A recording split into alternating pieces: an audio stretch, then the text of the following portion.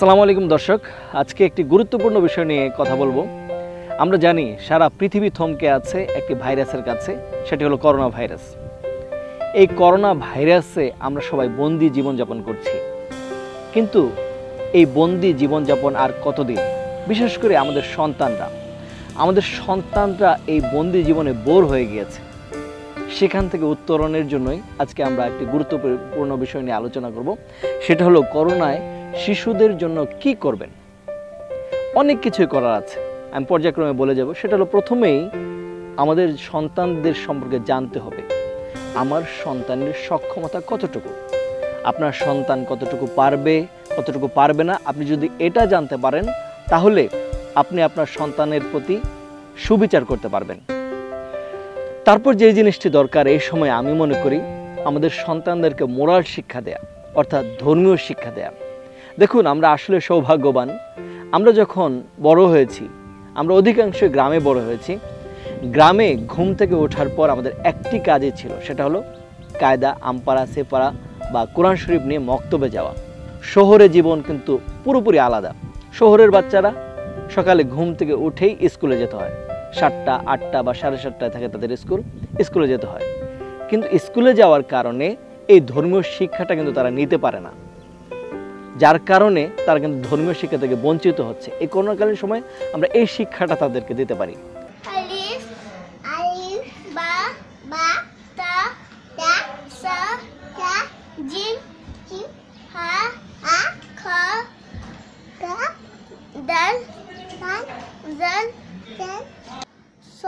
রা রা জা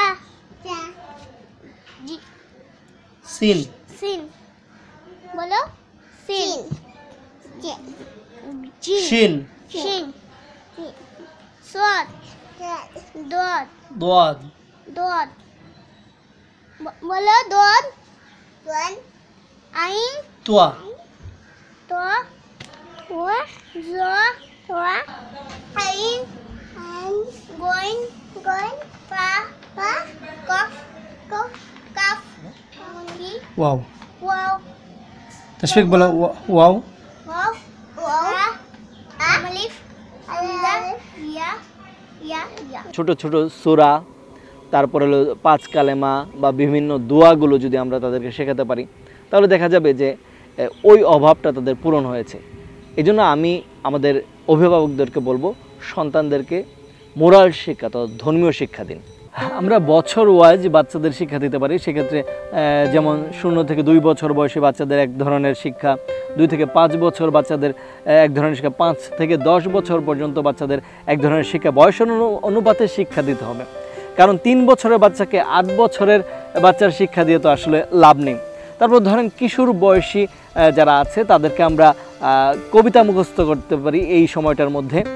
রাইমস না, বিশেষ করে আমাদের সময়কার সুন্দর সুন্দর কবিতা, যেমন আমরা অনেক সুন্দর সুন্দর কবিতা পড়েছি, যেগুলো কিন্তু আমাদের মানে এখনও কিন্তু মনে হলে খুবই ভালো লাগে। যেমন থাকবো না গো বদ্ধ করে, দেখবো এবার জগৎটাকে কেমন করে উঠছে মানুষ, পারিব না এ কথাটি বলিও না, আর কেন পারিবে না তাহা ভাবো একবার। তারপরে আছে মনে করার জন্য বিদেশ ঘুরে মাকে নিয়ে যাচ্ছি অনেক দূরে, এটা হলো রবীন্দ্রনাথের একটি কবিতা। তারপরে আছে সুকুমারের বাবুরাম সাপুরে, কোথায় বাপুরে আয় বাবা দেখে যা। তারপরে আছে প্রার্থনা গোলাম মোস্তফার। তারপরে আছে আমাদের গ্রাম বন্দাল এমিয়ার একটি সুন্দর একটি কবিতা। তারপরে আছে ছিপখান তিনদার 3 জন মাল্লা, চৌপর দিন ভর দেয় দৌড় পাল্লা। তারপরে আছে একটা সুন্দর একটা কবিতা আছে যে বাবুই পাখিরে ডাকিয়া বলিছে চড়াই, করে ঘর থেকে করো শিল্পের বড়াই, আমি থাকি মহাসুখে অট্টালিকা পরে, তুমি কত কষ্ট পাও রোদ বৃষ্টি, এরকম একটা কবিতা আছে। তারপরে আছে আমাদের ছোট নদী কবিতা, এটা আমরা সবাই জানি। আমাদের ছোট নদী চলে বাঁকে বাঁকে বৈশাখ মাসে, তার হাঁটু জল থাকে, পার হয়ে যায় গরু পার হয়ে গাড়ি, এরকম একটা। তারপরে আরেকটা কবিতা আছে যে তাল গাছ এক পায়ে দাঁড়িয়ে সব গাছ ছাড়িয়ে উকি মারে। এরকম অনেক সুন্দর সুন্দর কিন্তু কবিতা আছে, যেগুলো আমরা বাচ্চাদেরকে শেখাতে পারি এই সময়টার মধ্যে। তারপর দেখেন যে যেহেতু দুনিয়াটা লক হয়ে গিয়েছে, তাই বাবা মাকেই কিন্তু শিক্ষকের ভূমিকায় অবতীর্ণ হতে হবে। কারণ আপনি দেখেন, আমরা নিজেরা যা শিখেছিলাম, তারপর কিন্তু আসলে আমাদের এই জিনিসগুলো এই প্রফেশনের বাইরে কিন্তু এগুলো প্রয়োগ করার জায়গা নেই। সুতরাং আমরা কিন্তু আসলে এই জিনিসগুলো নিজেদের ঝালিয়ে নেওয়ারও একটা সুযোগ, যে বাচ্চাদের সাথে এই জিনিসগুলো শেয়ার করা। আমরা যা শিখেছি সেটা জীবনে পুরোটা সময় যা শিখেছি সেগুলো বাচ্চাদের কাছে ঢেলে দেই না, তাহলে দেখবেন যে বাচ্চারা আপনার কাছে যখন শিখতে পাবে একজন টিচারের চাইতে বাবা মার জিনিসটা কিন্তু সে খুবই ভালোভাবে গ্রহণ করবে। এই জিনিসটা কিন্তু আমরা করতে পারি। তারপর হলো যে এই সময়টার মধ্যে কারণ ঘরের মধ্যে বাচ্চারা থাকলে কিন্তু বোর হয়ে যায়, হয় টিভি দেখবে না কার্টুন দেখবে বা ল্যাপটপ বা মোবাইলের মধ্যে ডুবে থাকবে, কিন্তু এটা কিন্তু আসলে ক্ষতির একটা কারণ। Bat is with father. Mother let and to see the hands. In a pen, father let pat to see the dogs. বা এর চাইতে কী করা যেতে পারে সেটা হলো ছবি আঁকাতে পারেন। ছবি আঁকতে গেলে কিন্তু একটা ছবি আঁকতে গেলে কিন্তু অনেক সময় চলে যায়, সো যদি একটা বাচ্চা কয়েকটা করে ছবি প্রতিদিন ধরেন 4টা থেকে 5টা ছবি ড্রয়িং করলো, এতে কিন্তু তাদের একটা অনেক বড় একটা সময় কিন্তু পার হয়ে যাবে 24 ঘন্টার মধ্যে, এবং তারা কিন্তু বোর হবে না। সো এই কাজটাও কিন্তু আপনারা এই লকডাউনের সময় বা এই করোনাকালীন সময়ে বাচ্চাদেরকে ঘরে করতে পারেন।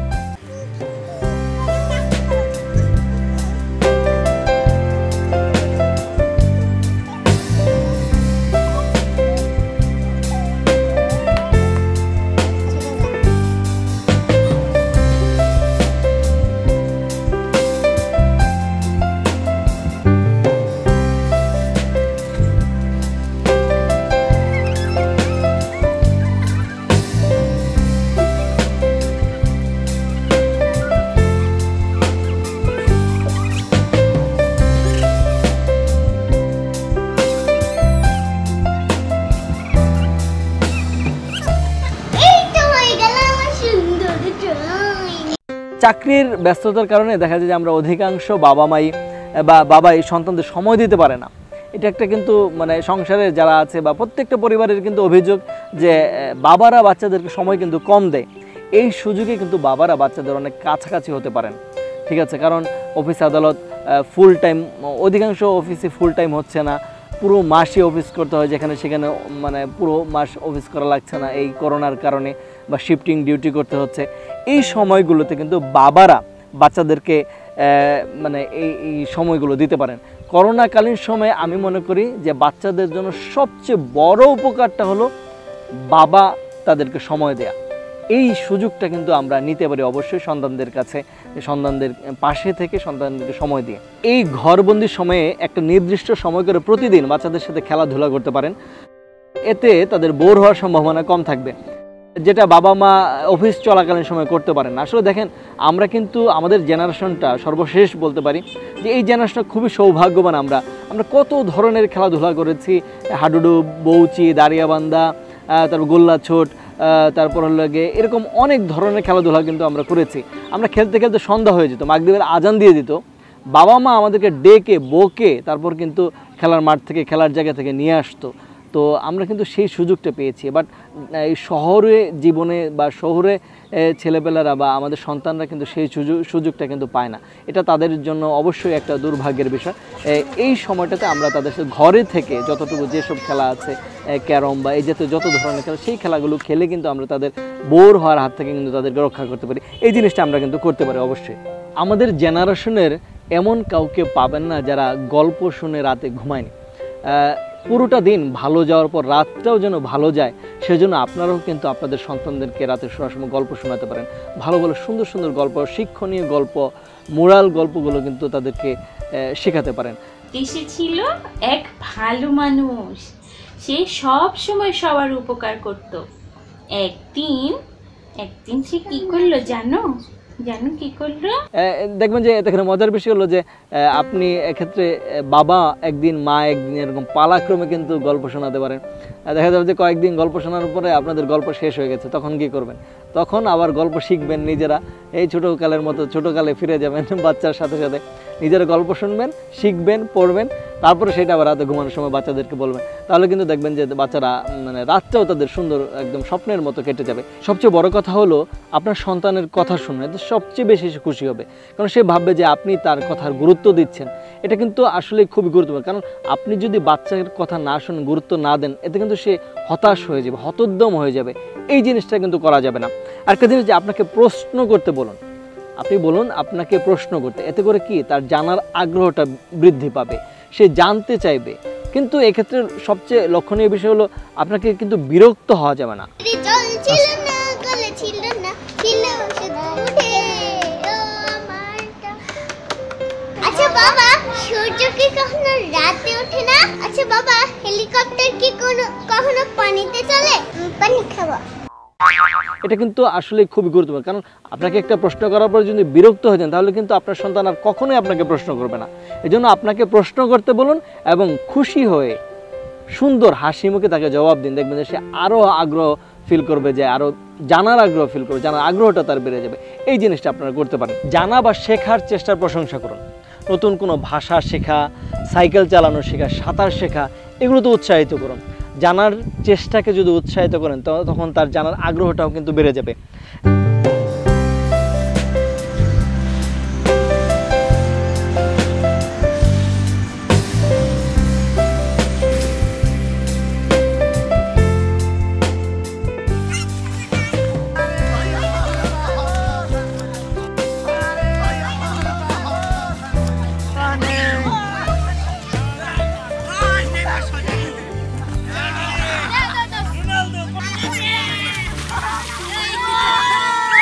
ব্যর্থতা ভীতিকর কিছু নয়, শিশুর ভুলগুলোকে তার শিক্ষার অংশ হিসেবে দেখতে হবে। ভুল থেকে শিক্ষা গ্রহণকে একটি সুযোগ হিসেবে দেখতে হবে।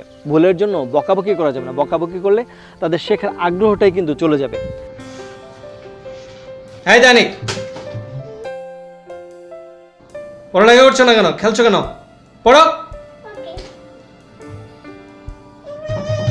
পড়ো পড়ো।